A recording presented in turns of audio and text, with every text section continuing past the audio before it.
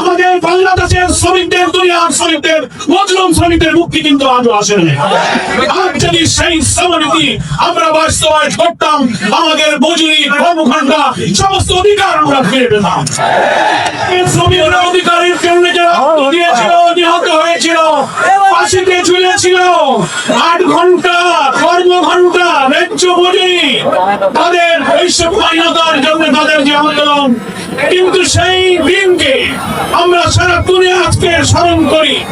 আন্তর্জাতিক ভাবে আইন হয়েছে, শ্রমমন্ত্রী হয়েছে, শ্রম দপ্তর হয়েছে, আইনও হয়েছে, অর্ডিন্যান্স হয়েছে, আইনও হয়েছে।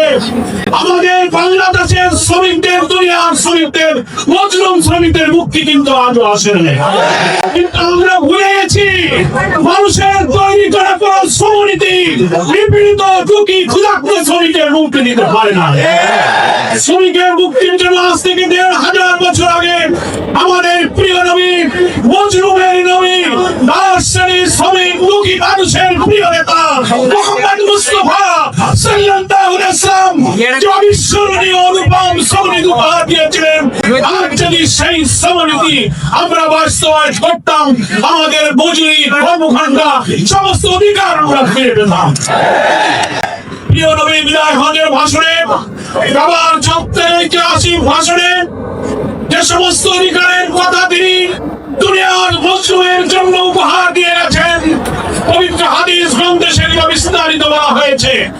আল্লাহ রাসূল সাল্লাল্লাহু আলাইহি ওয়াসাল্লাম বলেছেন, শ্রমিকের অধিকারের জন্য তার কাজ শেষ হওয়ার সাথে, ঘাম শুকাবার সাথে সাথে তার মজুরি প্রদান করো।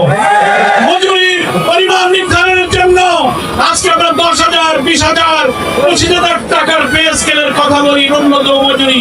আমার প্রিয় নবী বলেছেন, সমকালীন বাজার চাহিদা, মানুষের প্রয়োজন মেটাবার জন্য মালিক যা খাবে পড়বে, শ্রমিকও যেন তাই খাইতে পারে, পড়তে পারে, এই পরিমাণ মজুরি দিতে হবে।